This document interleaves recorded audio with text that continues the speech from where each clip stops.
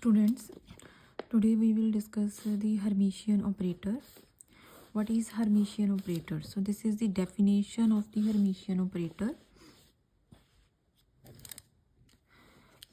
Let us say an A operator that is said to be Hermitian operator only if it satisfies a condition which is known as Hermitian condition. So अगर कोई operator इस condition को satisfy करेगा only then this operator is known as hermitian operator. ठीक है. So for let us suppose A is hermitian operator, psi and phi these are the two eigen functions. ठीक है. Then these are the two conditions. First we will apply psi function and operate A operator on the phi function. A operator ਨੂੰ phi function ਉੱਪਰ operate ਕਰੋ and we are taking the whole 3-dimensional space. so ਇਹਨੂੰ d tau ਦੇ ਨਾਲ multiply ਕਰਨਾ ਹੈ. ਠੀਕ ਹੈ. this is equals to A operator, ਇਹ ਜੋ ਇੰਟੀਗ੍ਰੇਸ਼ਨ ਹੈ, if this integration is equals to the integration of ਕਿ A operator psi ਦੇ ਉੱਪਰ ਅਪਲਾਈ ਕਰੋ ਔਰ phi function ਦੇ ਉੱਪਰ फाई फंक्शन एज सच रहन दो, फाई दे उपर बाद विच अप्लाई होएगा. ठीक है. सो अगर ए नू साई ते अप्लाई करो या ए नू फाई ते अप्लाई करो और ए नू साई ते अप्लाई करो, अगर ये दोनों इंटीग्रेशंस आपस इक्वल है then A operator is known as hermitian operator. And ये जो फर्स्ट इक्वेशन है this is possible only if psi and phi functions both are real functions. दोनों जो कोई भी इमेजिनरी नहीं होएगा. ठीक है. एंड अगर साई एंड फाई जो है बोथ आर कंप्लेक्स मतलब they have the imaginary component means iota is present in the psi and phi expressions. Then पहले फंक्शन साई दा कॉन्जुगेट ए ऑपरेटर नू फाई ते अप्लाई करना है. This integration is equals to A operator नू psi दे उपर apply करो और सारे दा कॉन्जुगेट ले लो और फाई फंक्शन एज सच रख दो. ठीक है. सो अगर साई एंड फाई दोनों कम्प्लेक्स है या इमेजिनरी है then this should be the condition. अगर दोनों रियल हैं तो कॉन्जुगेट हटा देना, बाकी सारा फंक्शन सेम रहता है. ठीक है. So if any operator A it satisfies these conditions then that operator is known as hermitian operator. And vice versa की बनेगा, if an operator A is Hermitian operator then this operator always satisfies these two conditions. D tau here is a product of d x d y d z. This is known as volume element of the space. Volume element of space जो आप space consider करांगे, space का मतलब है 3 dimensional, आप पूरा का पूरा कंसैप्ट ले रहे हैं, 3D कंसैप्ट ले रहे हैं. ठीक है. सो हर्मिशियन ऑपरेटर दी ये डेफिनेशन सी, ये दी कंडीशन है. Now there are the total 5 theorems of the Hermitian operator and we will start from the first theorem. And first theorem is Hermitian operator always have real eigen values. So इहदा आपां proof study करना है कि अगर कोई operator Hermitian होएगा तो उहदी जो आइगन वैल्यू होएगी that is always real. Real का मतलब है उहदे विच कोई इमेजिनरी कंपोनेंट नहीं होएगा. रियल का मतलब है कि अगर कोई कंपोनेंट रियल है तो सपोज करो कि मेरे कोल एक्स कंपोनेंट है, अगर वो रियल है तो उहदा कॉन्जुगेट और एक्स दोनों आपस दे विच इक्वल होंदे आ if a function is real. ਜਾਂ कोई वैल्यू रियल है ਜਾਂ कोई फंक्शन रियल है तो ਉਹਦਾ कॉन्जुगेट और वो चीज़ आपस ਦੇ ਵਿੱਚ इक्वल ਹੁੰਦੇ ਆ. ठीक है. सो ਆਪਾਂ ਇਹ ਚੀਜ਼ ਆਪਾਂ प्रूफ करनी है कि अगर लेट अस सपोज ए ਸਾਡੇ ਕੋਲ hermitian operator always have real eigen value. ठीक है. सो ਇਹਦੇ 'ਚ ਆਪਾਂ सपोज करांगे A is Hermitian operator. We are taking A as hermitian operator है तो ये हमेशा किसी ना किसी फंक्शन के ऊपर अप्लाई होएगा. And let us suppose psi जो है वो ए ऑपरेटर का आइगन फंक्शन है और लैम्डा दी आइगन वैल्यू है. ठीक है. Then we will apply the eigen value equation. What is eigen value equation? A operator operates on psi leaves that function as such multiplied by some constant and this constant is known as eigen value। तो ਆਪਾਂ a operator लिया सी, psi function लिया सी, eigen function lambda eigen value सी। So इस equation की eigen value equation बनी है a ऑपरेटर साई ते ऑपरेट हो रहा, लैम्डा इंटू साई आ रहा, ठीक है। सो ए सारे फंक्शन का अगर मैं कॉन्जुगेट लै लवां, कॉन्जुगेट की आएगा लैम्डा इंटू साई का कॉन्जुगेट, लैम्डा का कॉन्जुगेट, साई का कॉन्जुगेट, ठीक है। इन्होंने मैं इक्वेशन नंबर 1 मैंशन किया है। ਹੁਣ देखो स्टेटमेंट च गिवन है Hermitian operator always have. So आप सपोज भी ये किया सी कि A is Hermitian operator. So if A is Hermitian operator so it must satisfies this condition. So अगर ए हरमीशियन ऑपरेटर है तो ये हरमीशियन ऑपरेटर की कंडीशन को हमेशा सैटिस्फाई करेगा। And what is that condition, जो आप डेफिनेशन पढ़ी सी हरमीशियन ऑपरेटर की, वो आप दो आइगन फंक्शनस लै सी साई एंड फाई। फंक्शन दोनों डिफरेंट भी हो सकते हैं, फंक्शनस दोनों सेम भी हो सकते हैं, साई एंड साई, ठीक है। लेकिन डेफिनेशन सेम रहेगी। इंटीग्रेशन साई का कॉन्जुगेट पहले फंक्शन का कॉन्जुगेट ए ऑपरेटर साई ते ऑपरेट हो रहा, this is equals to A operator नूं तुसी साई दे उपर ऑपरेट कर दो और वह सारे का कॉन्जुगेट लै लो and psi function as such, दूसरा वाला साई फंक्शन जोड़ा वो एज सच रखना है। So this is the condition of Hermitian operator, ठीक है। हुण फर्स्ट इक्वेशन आप यूज़ करनी है, लैफ्ट साइड ते चैक करो, इंटीग्रेशन साई का conjugate A into psi, A into psi is lambda into psi, A put कर दो। राइट साइड के उपर ए साई का कॉन्जुगेट आप पुट कर देना इक्वेशन नंबर 1 तो A lambda star into psi star, lambda and lambda the conjugate both are eigen values. और आइगन वैल्यू कोई हमेशा कांस्टेंट होएगी, यदि कोई कांस्टेंट वैल्यू होएगी तो कांस्टेंट हमेशा इंटीग्रेशन तो बाहर आ जाएगा। सो लैफ्ट साइड ते लैम्डा बाहर निकाल दो, साई का कॉन्जुगेट साई डीटो रह गया, लैम्डा का कॉन्जुगेट बाहर निकाल दो, साई का कॉन्जुगेट इंटू साई डीटो बाहर रह गया, ठीक है। सो ये बेसिकली आपस में कैंसल भी हो जाते हैं, लैम्डा के इक्वल आ जाना lambda the conjugate.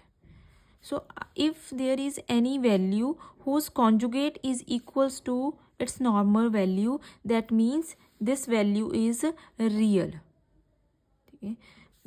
And what is lambda, lambda आप सपोज किया सी आइगन वैल्यू एंड आप प्रूव कर दिता कि this eigen value is real for any operator A which is a Hermitian operator. So this is the theorem which we proved that any operator which is Hermitian operator it always have real eigen values. So ये सी first theorem और first theorem का proof. हुण आपां start करते हैं second theorem. Second theorem की definition देखो, second theorem दे विच साडे कोल डेफिनेशन दे विच दो स्टेटमेंट्स आनियां ने और दोनों स्टेटमेंट्स से आपां दो प्रूफ करने हैं। तो सब तो पहला पहली स्टेटमेंट दे उपर फोकस करना। Second theorem, two eigen functions of Hermitian operator, ठीक है। जो स्टेटमेंट दी है स्टेटमेंट काफ़ी कुछ गिवन है, सो आप प्रूफ के वो चीज़ा नालों नाल लई जानियां। Two eigen functions of Hermitian operator, let us suppose A Hermitian operator है, इस ऑपरेटर दियां दो आइगन फंक्शंस है, सपोज करो psi 1 and psi 2, these are the two eigen functions of A operator, ठीक है, belonging to different eigen values. दो eigen functions हैं हरमीशियन ऑपरेटर दे और दोनों जो है they belong to different eigen values. So suppose करो psi 1 the eigen value lambda 1 है, अगर साई 2 आइगन फंक्शन है तो यदी आइगन वैल्यू है लैम्डा 2 और स्टेटमेंट च दिता होया कि lambda 1 is not equals to lambda 2 because different eigen values होनी चाहिए ने, ठीक है। दे आर ऑर्थोगनल, ये दो आइगन फंक्शंस जिहड़े आ these two eigen functions they are orthogonal. Orthogonal का मतलब है आप प्रूफ की करना है कि साई 1 ते साई 2 ये दो आइगन फंक्शंस है, ਇੱਕ ਦਾ ਕੌਂਜੂਗੇਟ ਲੈ ਲਓ, ਸਪੋਜ਼ ਕਰੋ ਸਾਈ 2 ਦਾ ਕੌਂਜੂਗੇਟ ਲੈ ਲਿਆ, ਸਾਈ 1 ਮੈਂ ਐਜ਼ ਸੱਚ ਰੱਖਿਆ ਹੈ, ਇਹਦੀ ਇੰਟੀਗ੍ਰੇਸ਼ਨ ਨੂੰ ਮੈਂ 0 ਦੇ ਇਕੁਅਲ ਪ੍ਰੂਵ ਕਰਨਾ ਹੈ, ਇਹਦੀ ਇੰਟੀਗ੍ਰੇਸ਼ਨ ਨੂੰ 0 ਦੇ ਇਕੁਅਲ ਪ੍ਰੂਵ ਕਰਨਾ ਹੈ ਬਸ। ਠੀਕ ਹੈ, ਸੋ ਇਹ ਸੀ ਸਾਡੀ ਪਹਿਲੀ ਸਟੇਟਮੈਂਟ। ਸੋ ਪਹਿਲੀ ਸਟੇਟਮੈਂਟ 'ਚ ਜੋ ਗਿਵਨ ਹੈ ਉਹ ਵੀ ਆਪਾਂ ਮੈਂਸ਼ਨ ਕਰਤਾ, ਔਰ ਜੋ ਆਪਾਂ ਪ੍ਰੂਵ ਕਰਨਾ ਹੈ ਉਹ ਵੀ ਮੈਂਸ਼ਨ ਕਰ ਲਿਆ। ਠੀਕ ਹੈ, ਤੋ ਹੁਣ ਆਪਾਂ ਇਹਦੀ ਪ੍ਰੂਫ ਤੇ ਪਹਿਲਾਂ ਚੱਲਦੇ ਹਾਂ, ਸੈਕਿੰਡ ਸਟੇਟਮੈਂਟ ਨੂੰ ਆਪਾਂ ਬਾਅਦ ਵਿੱਚ ਅੰਡਰਸਟੈਂਡ ਕਰਦੇ ਹਾਂ। ਇਹ ਪਹਿਲੀ ਸਟੇਟਮੈਂਟ ਸੀ, two eigen functions of Hermitian operator belonging to two different eigen values they are orthogonal। A Hermitian operator, psi1, psi2, two eigen functions, and ਇਹਨਾਂ ਦੇ corresponding eigen values ਹੋ ਗਈਆਂ λ1 and λ2. Then we have two eigenvalue equations. A operator ਨੂੰ psi1 ਤੇ apply ਕਰਨਾ, A operator ਨੂੰ psi2 ਤੇ apply ਕਰਨਾ। A operator ਨੂੰ psi1 ਤੇ ਅਪਲਾਈ ਕਰੋਗੇ, ਆਈਗਨ ਵੈਲਿਊ λ1 ਆਏਗੀ, psi1 ਐਸ ਸੱਚ ਰਹੇਗਾ। A operator ਨੂੰ psi2 ਤੇ ਅਪਲਾਈ ਕਰੋ, λ2 ਦੀ ਆਈਗਨ ਵੈਲਿਊ ਹੈ, psi2 ਐਸ ਸੱਚ ਹੈ। This is my first equation. ਉਸ ਤੋਂ ਬਾਅਦ ਇਹਨਾਂ ਦੋਨੋਂ ਇਕੁਏਸ਼ਨਸ ਦੇ ਕੌਂਜੂਗੇਟ ਲਓ। A ਆਪਰੇਟਰ ਨੂੰ psi1 ਤੇ ਅਪਲਾਈ ਕੀਤਾ, ਇਹਦਾ conjugate this is equals to right side ਤੇ ਹੈ λ1, psi1 ਦਾ ਕੌਂਜੂਗੇਟ, ਓਪਨ ਕਰ ਦਿਓ, λ1 ਦਾ ਕੌਂਜੂਗੇਟ, psi1 ਦਾ ਕੌਂਜੂਗੇਟ। ਹੁਣ λ1 ਦਾ ਕੌਂਜੂਗੇਟ ਆਈਗਨ ਵੈਲਿਊਜ਼ ਆਪਾਂ ਫਸਟ ਥਿਊਰਮ 'ਚ ਪੜ੍ਹ ਕੇ ਆਏ ਹਾਂ ਕਿ Hermitian operator always have the real eigen values. ठीक है, रियल आइगन वैल्यूज़ का मतलब है कि λ1 भी रियल है, λ2 भी रियल है। रियल का मतलब है λ1 is equals to λ1 conjugate, λ2 is equals to λ2 conjugate. So λ1 conjugate ਨੂੰ ਆਪਾਂ λ1 पुट करता। सेम ਆਪਾਂ सैकेंड इक्वेशन अप्लाई की है। ए ऑपरेटर psi2 ਤੇ अप्लाई करो, कॉन्जुगेट लो, राइट साइड ਤੇ आएगा λ2 इंटू psi2 का कॉन्जुगेट, λ2 का कॉन्जुगेट बन गया, psi2 का कॉन्जुगेट बन गया, एंड λ2 का कॉन्जुगेट बन गया λ2 as such, and this is my second equation. ठीक है, हुण again as A is Hermitian operator, if A is Hermitian operator it must satisfy the Hermitian condition. So what is Hermitian condition here? Here we have the two functions psi1 and psi2. psi2 the conjugate A operator ਨੂੰ psi1 ਤੇ apply ਕਰੋ, this is always equals to A operator ਨੂੰ ਮੈਂ psi2 ਤੇ apply ਕੀਤਾ, ਉਹਦਾ conjugate ਲੈ ਲਓ, psi1 ਐਸ ਸੱਚ ਹੈ, ਨਾਲ ਡੀਟੋ ਲਗਾ ਦਿਓ।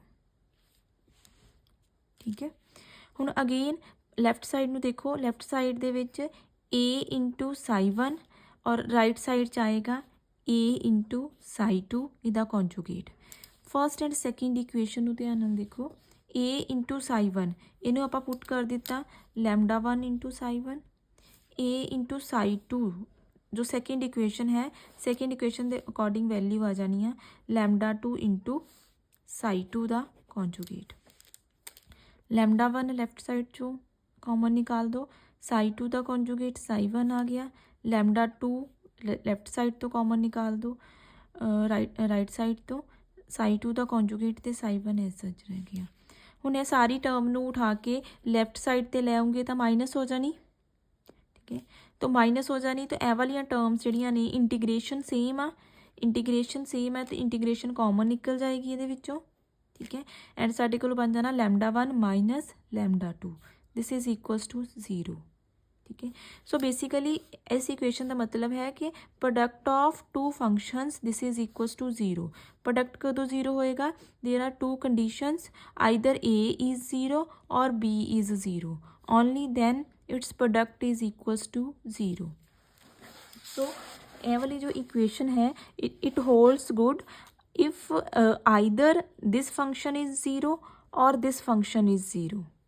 ठीक है, but as we know that λ1 minus λ2 first function जो है it is always non zero. Why non zero means λ1 is never equals to λ2, क्योंकि आप स्टेटमेंट जो आप स्टार्ट ही किया सी उस टाइम के उपर आप लिया सी we have the two different eigen values. So λ1 और λ2 they are different, they are not same, so that's why इस कंडीशन दे विच, इस इक्वेशन दे विच lambda 1 is never equals to lambda 2. So the only possibility that this equation it holds good that this integration is equals to 0. ਹੁਣ इस integration equals to 0 ਦਾ मतलब ਕੀ ਹੈ, ਜੋ ਆਪਾਂ ਸਟਾਰਟਿੰਗ 'ਚ ਪ੍ਰੂਵ ਕਰਨਾ ਸੀ. लैम्डा 2 फस्ट एक फंक्शन का कॉन्जुगेट एंड नाल दूसरा फंक्शन लगा है, ਉਹਦੀ इंटीग्रेशन 0 है. It means both functions they are orthogonal to each other. मतलब दोनों फंक्शनस ਜਿਹੜੇ ਆ आपस 'ਚ ऑर्थोगनल है. ठीक है, यही चीज़ ਆਪਾਂ फस्ट स्टेटमेंट ਦੇ ਵਿੱਚ प्रूव करनी सी that psi 1 and psi 2 they are orthogonal to each other. ठीक है, बट हुण आपां सैकेंड पॉसिबिलिटी लैके चलते हैं. सैकेंड पॉसिबिलिटी पहला एक बार देख लो, ये नाल ही आ जानी है. उस तो बाद आपां स्टेटमेंट पढ़ते हैं सैकेंड थ्योरम दी. इस इक्वेशन दे विच इफ वी सपोज दैट कि लैम्डा 1 माइनस लैम्डा 2 जो है, लैम्डा 1 माइनस लैम्डा 2 वो 0 के इक्वल असीं ले लीए. इसका मतलब है lambda 1 becomes equals to lambda 2. अगर इस इक्वेशन को आप सैकेंड पॉइंट ऑफ व्यू के नाल चैक करो, अगर ये वाली लैम्डा 1 माइनस लैम्डा 2 आप 0 के इक्वल सपोज कर लीए, इसका मतलब लैम्डा 1 और लैम्डा 2 इक्वल है. साई 1 और साई 2 दो फंक्शन सी. साई 1 की आइगन वैल्यू लैम्डा 1 सी, साई 2 की आइगन वैल्यू लैम्डा 2 सी. एंड दोनों लैम्डा 1 तो लैम्डा 2 अगर इक्वल आ गया, it means psi 1 and psi 2 there are the two functions having same eigen value. When different functions have same eigenvalue, those functions are degenerate functions. Degeneracy पढ़ी हुई है. So that's why we can say in the second possibility, when lambda 1 becomes equals to lambda 2, then psi 1 and psi 2 they becomes the degenerate functions. ठीक है, हुन अगर ये 0 है, इसका मतलब this integration is non-zero. So this integration becomes non-zero and this means that कि दोनों functions जो है psi 1 and psi 2 they may not be orthogonal. ये orthogonal नहीं होगे आपस दे विच. ऑर्थोगोनैलिटी ਦੇ ਲਈ 0 ਆਣਾ ਚਾਹੀਦਾ ਸੀ. ਇਸੇ ਇਕੁਏਸ਼ਨ ਤੋਂ ਆਪਾਂ ਸੈਕਿੰਡ ਪੋਸਿਬਿਲਿਟੀ ਲਈ ਹੈ, if lambda 1 is equals to lambda 2, or you can say two eigen functions are degenerate functions, means they have the same eigenvalue, then psi 1 and psi 2 they are not orthogonal. ठीक है, ਹੁਣ ਇਹਦੀ statement ਨੂੰ ਪਹਿਲਾਂ second state ਇੱਥੋਂ ਆਪਾਂ ਨਾ second point of view तो सैकेंड स्टेटमेंट का प्रूफ स्टार्ट करना है. सैकेंड स्टेटमेंट की है अपने को, the eigen functions of Hermitian operator. Eigen function आप किहड़े लिया सी, साई 1 ते साई 2. हरमीशियन ऑपरेटर अपने को यही सी, बाकी सब कुछ सेम है. Eigen functions psi 1 and psi 2 of a Hermitian operator that belongs to a degenerate eigenvalue. That belongs to a degenerate eigenvalue. So those functions psi 1 and psi 2 they are such that they have the same eigenvalue. Lambda 1 ले लो या lambda 2 ले लो, क्योंकि दोनों ही आपस दे विच same है. They have the same eigenvalue. So in such functions where two eigen functions of Hermitian operator they have the same eigenvalue, they can always be chosen. They can, a word nu dhyan naal dekhiyo, they can always be chosen to be orthogonal. They can always be chosen. So we have to choose among psi 1 and psi 2 functions which are orthogonal. क्योंकि आप इत्थे पढ़िया है कि psi 1 and psi 2 they may not be orthogonal, but we have to choose those functions, we have to choose those functions which are orthogonal. So choose किमें करना है, so basically we have to construct new eigen functions. We have to construct new eigen functions that will be orthogonal to each other. Construct किमें करना है, सो construct करने के लिए साडे कोल मैथ प्रोसैस आएगी सकमिट orthogonalization process. So this construction method जो होएगा, construction of the new eigen functions that are orthogonal to each other, this will be by the Schmidt orthogonalization process. ठीक है, सो इस ਪ੍ਰੋਸੈਸ ਦੇ ਅੰਡਰ ਕੀ ਆਏਗਾ, ਸਟਾਰਟਿੰਗ ਦੇ ਵਿੱਚ ਹੀ ਆਪਾਂ ਲਿਆ ਸੀ ਸਾਡੇ ਕੋਲ ਦੋ function C psi1 and psi2.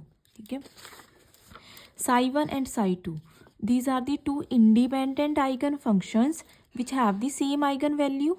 Lambda 1 और लैम्डा 2 इक्वल आया सी. सो psi1 और psi2 इस तरह के दो आइगन फंक्शंस हैं जिन्हों की सेम आइगन वैल्यू है. ठीक है, so by using these eigen functions we construct new eigen functions phi1 and phi2. These functions we have to construct by using psi1 and psi2 by linear combination of psi1 and psi2. By linear combination of psi1 and psi2 method. ठीक है, so phi1 and phi2, these are the two new eigen functions to be constructed such that they will be orthogonal to each other. So we have to construct phi1 and phi2 by linear combination of psi1 and psi2 such that phi1 and phi2 they becomes orthogonal to each other. Okay, so now next we will start the construction of phi1 and phi2. So for this we have psi1 and psi2 functions which are not orthogonal, but they are normalized. Normalized means psi1 square d tau 1 होएगा, psi2 square d tau 1 आएगा. Square का मतलब है psi1 into psi1 का integration ये 1 आएगी, psi2 into psi2 की integration 1 आएगी. They are normalized but they are not orthogonal. And then we have to choose phi1 and phi2. Let us suppose phi1 ਆਪਾਂ एक फंक्शन ਆਪਾਂ बिल्कुल सिंपल चूज कर लेने हैं. सिंपल मतलब phi1 psi1 ਦੇ ਇਕੁਅਲ ਹੀ ਆ. phi2 जो सेकंड फंक्शन है that will be the linear combination of psi1 and psi2. Linear combination 'ਚ ਆਪਾਂ ਦੋ ਕੌਂਸਟੈਂਟਸ ਇੰਟਰੋਡਿਊਸ ਕਰਾਂਗੇ, a1 into psi1 plus a2 into psi2. So a1 and a2 these are the two constants and these constants we have to determine करके इन्हां दोनों constants ਨੂੰ ਆਪਾਂ put कर देना है इन दिस फस्ट इक्वेशन और अपने को psi2 निकल जाएगा. जो a1 और a2 के constants we will determine and then put in this equation we will get the psi2 function. psi1 function as such ही है जो psi1 ਦੇ ਇਕੁਅਲ ਹੈ. phi1 फंक्शन सिंपल है. phi2 फंक्शन ਦੇ ਲਈ ਆਪਾਂ ਨੂੰ कॉन्स्टेंट्स ਜਿਹੜੇ ਆ वो ਆਪਾਂ कैलकुलेट करनी पैने आ. एंड नैक्सट कैलकुलेशन जो है that is the calculation to find the values of a1 and a2. ठीक है, so for this we suppose that कि देखो psi1 एंड psi2 1 ਦੇ इक्वल है, लेकिन अगर psi1 इंटू psi2 आ जाए तो ये तो बन गया ऑर्थोगोनलाइजेशन वाला. This is not equals to 0. ठीक है, सो सपोज दैट कि product of two different psi functions this is equals to any constant. यदि कोई वैल्यू होएगी, सपोज कर लो this is equals to s. ठीक है, 5 फंक्शन से आओ, ये सारी थ्योरम सी साई दी. psi1 एंड psi2 वो नॉर्मलाइज्ड होंगे, they are not orthogonal. phi1 and phi2 वो आप ऑर्थो नॉर्मल लेके चल रहे हैं. We are considering that phi1 and phi2 they are normalised as well as orthogonal. So if they are normalised then they are normalized, then phi2 या phi1 दोनों का product करके इंटीग्रेशन लाऊंगे तो 1 ਦੇ इक्वल आएगी. और अगर डिफरेंट लाऊंगे phi1 इंटू phi2 तो वैल्यू 0 आएगी. This is the condition of orthogonal वाली, this is the condition of normalization वाली. ठीक है, सो सब तो पहला आप सैकेंड इक्वेशन उठावांगे. सैकेंड इक्वेशन दे विच की है psi1 इंटू psi2. psi1 सानू पता है फस्ट इक्वेशन च phi1 है, पुट कर दो. psi2 फंक्शन आप लिया सी a1 psi1 a2 psi2. सो ये जगह ते ये वाली इक्वेशन पुट कर दो यूजिंग इक्वेशन नंबर 1. ये आप पुट करता. ठीक है, हुण इनू मल्टीप्लाई कर दो. psi1 नू फस्ट ना किया psi1 a1 साई 1 आ गया, दूजे नाल कीता साई 1 A2 साई 2 आ गया। इंटीग्रेशन नू ब्रेक कर दो, पहली वाली दे उपर साई 1 A1 साई 1, फिर दूसरी वाली ते साई 1 A2 साई 2 नाल डी टॉ मैंशन करना है। A1 ते A2 these are the constants, they can be taken out of the integration। इन्हां नूं बाहर निकाल दो, Sai 1 psi 1 psi 1 Sai 2।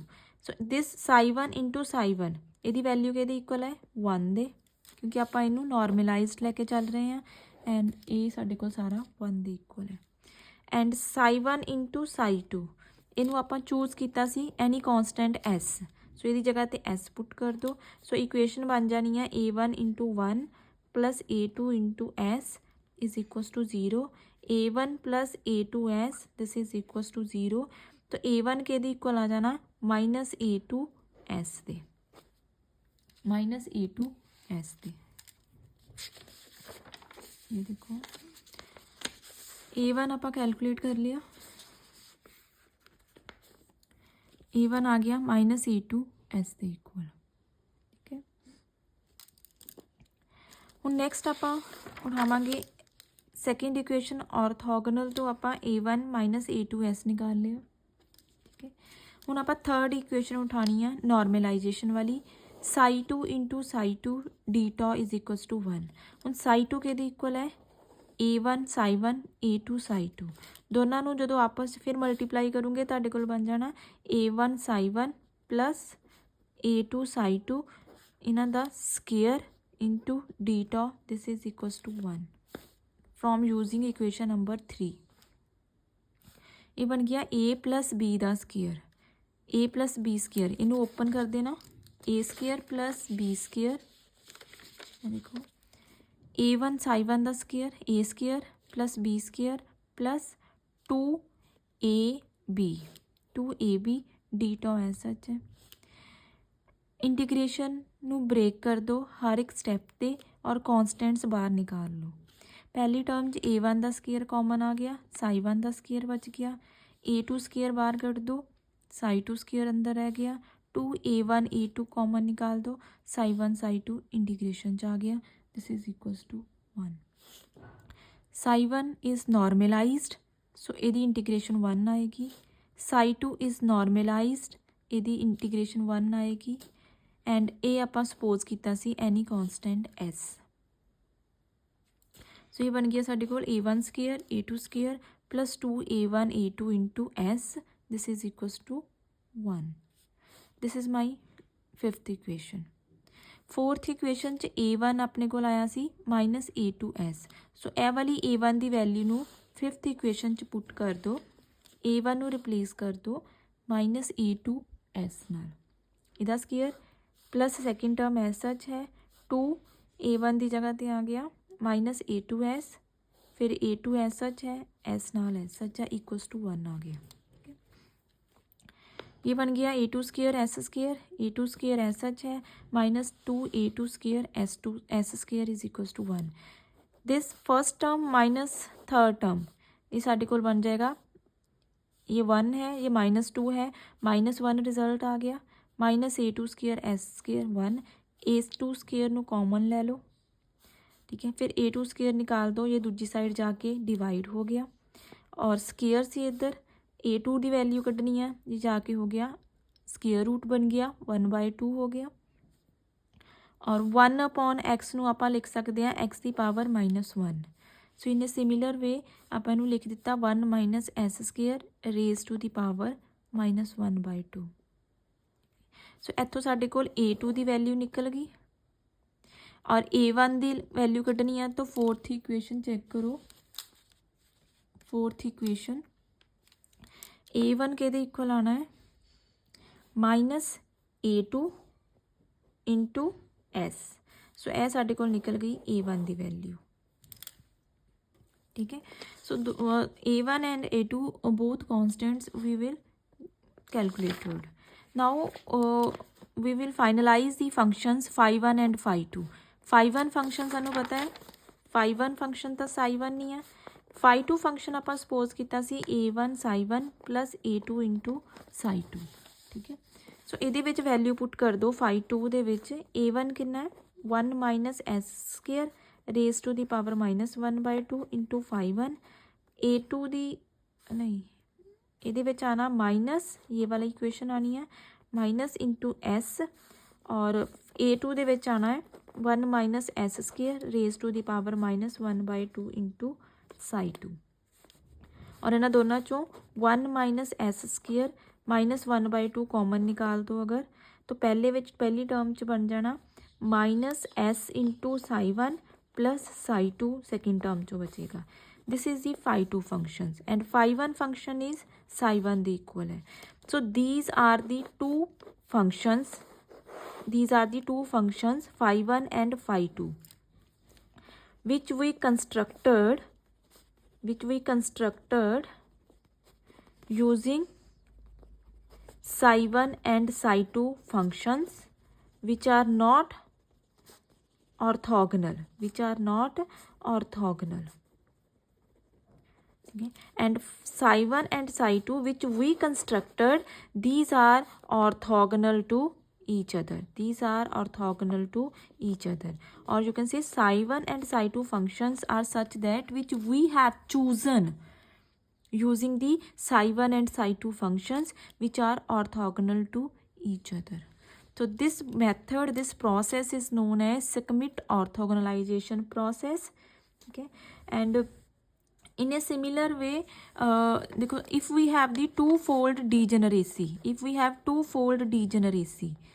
twofold degeneracy का मतलब है we have two functions psi 1 and psi 2 having the same eigenvalue, then we construct अगर if we have twofold degeneracy, two eigen functions having same eigenvalue, we always construct two new eigen functions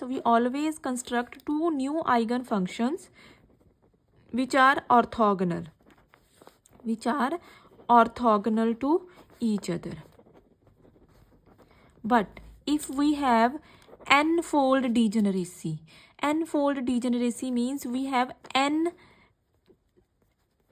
wave functions psi 1 to psi n, we have n eigen functions which have the same eigenvalue, then we always construct n new eigen functions.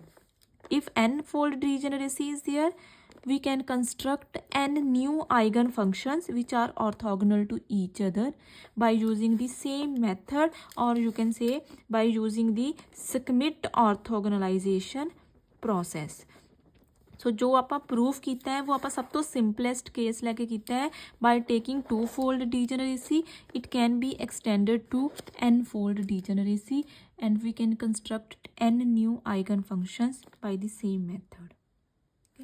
So this is all about the theorem second. First theorem का proof अलग है, second theorem जो है इसी theorem की second statement जो है that is related to Schmidt orthogonalization process. सो इतना दो थ्योरम्स जो है उन्होंने प्रूफ आप कंप्लीट कर ले। ठीक है, next we will study the third and fourth theorem in the next video.